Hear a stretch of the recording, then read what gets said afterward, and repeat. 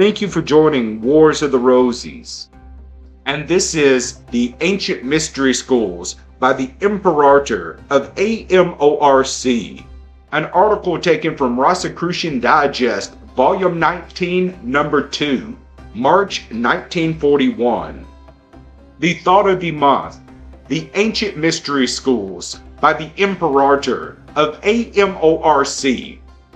Actually, it is extremely difficult to determine when these mystery schools began. The search for knowledge among the ancient Egyptians was undoubtedly coeval with their conscious observation and analysis of the current happenings of their lives and times. The cyclical repetitions of certain phenomena in nature and in their own beings were the first mysteries of early man. In fact, these things to a great extent still remain mysteries today. The personal mysteries, or rather the intimate ones, were those of birth and death, and the strange resurrection that occurred periodically in nature as a rejuvenation of plant life in the spring. At first, the term mysteries must have been synonymous with the unknown. Later it came to represent, to the Egyptian neophyte and priest alike, an uncommon or esoteric knowledge of the laws and purposes of life and being. Thus the application,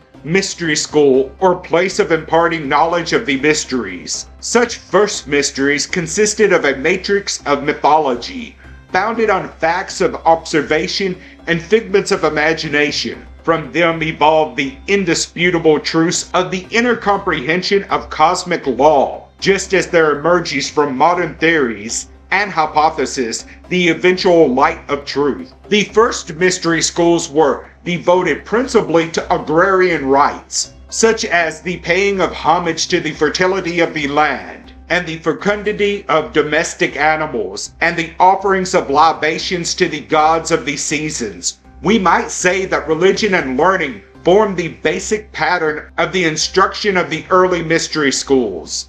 The Osirian mysteries, deriving their name from the god Osiris of ancient Egypt, are credited with being one of the most popular expounded by the mystery schools. However, within its general ceremonies and rituals was the nebulous formation of a vast philosophy of immortality, for it sought to embrace the welfare and future of the dead. Osiris was the god of earth, the first substance from which things spring. He was likewise the symbol of good and was in constant conflict with the powers and forces of evil. The legends and myths declare that he was murdered by his brother Seth. He was later brought to life by the goddess Isis and her son Horus, the latter symbolized by the bird, the hawk. Horus later, in turn, avenged Osiris by killing Seth. Crude as all of this may seem, in its telling, it had a far more important and mystical meaning.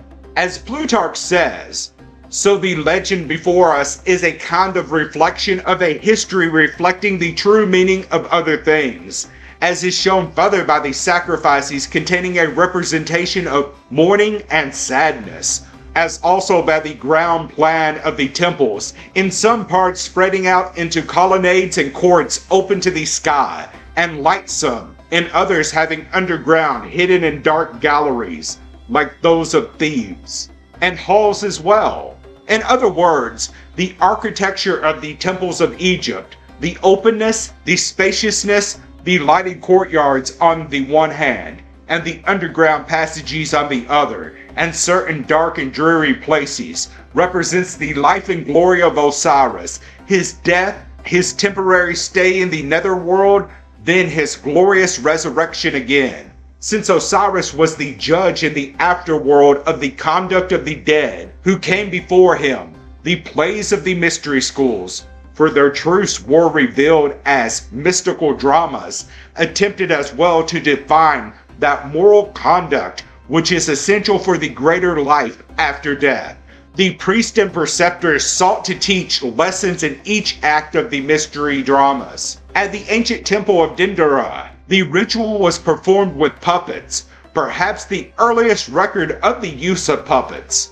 Each had its part to enact. Even a miniature bier was constructed, upon which the effigy of Osiris was placed. This temple was first erected by Khufu in 2900 BC. In other temples, some of these ceremonies were enacted by persons who were carefully chosen for the roles and intensively trained, those who were to be initiated or inducted into these mysteries.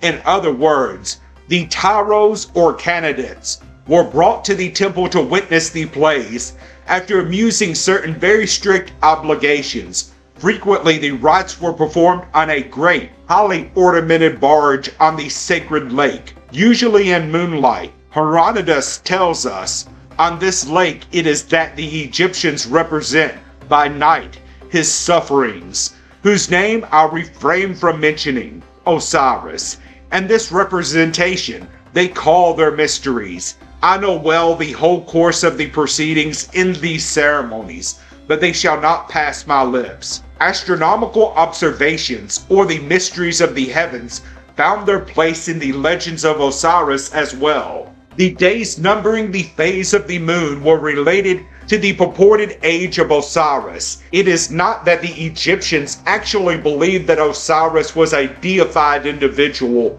or that he actually lived on Earth a certain number of years, but to round out the legend, he was given an age, and the age was related to observable phenomena, revealing further the fact that Osiris was an allegorical character representing truths or mysteries. Plutarch states, the number of years that some say Osiris lives, others that he reigned, was 8 and 20, for just so many are the lights of the moon, and for so many days doeth she revolve about the circle.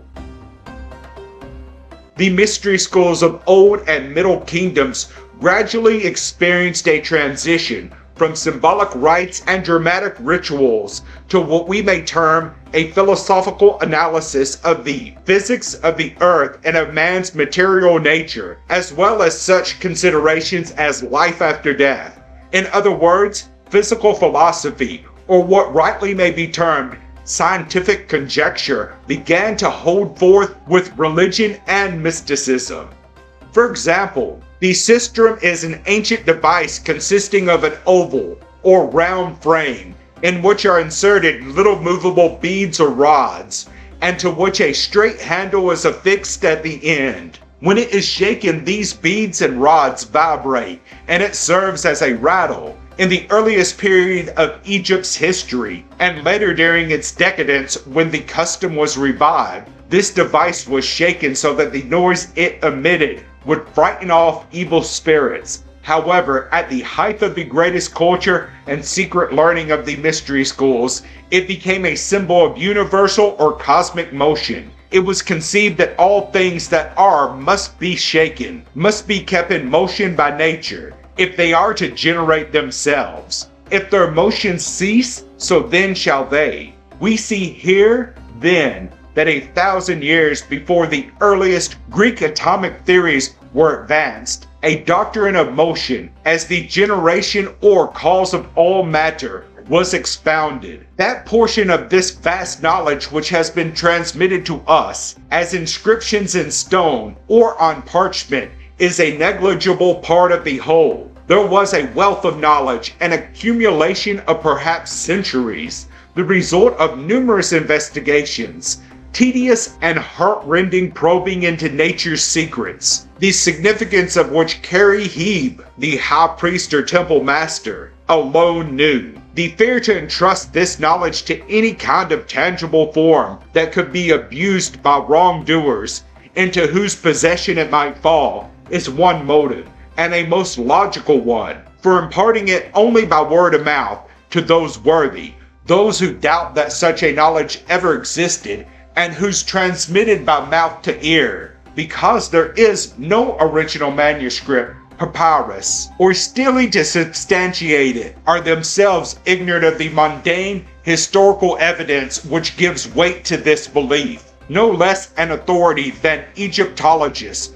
Sir F.A. Wallace Budge states, it is impossible to doubt that there were mysteries in the Egyptian religion, and this being so, it is impossible to think that the highest order of the priest did not possess esoteric knowledge, which they guarded with the greatest care. Each priesthood, if I read the evidence correctly, possessed a gnosis, a superiority of knowledge, which they never did into writing, and so were unable to enlarge or diminish its scope as circumstances made necessary.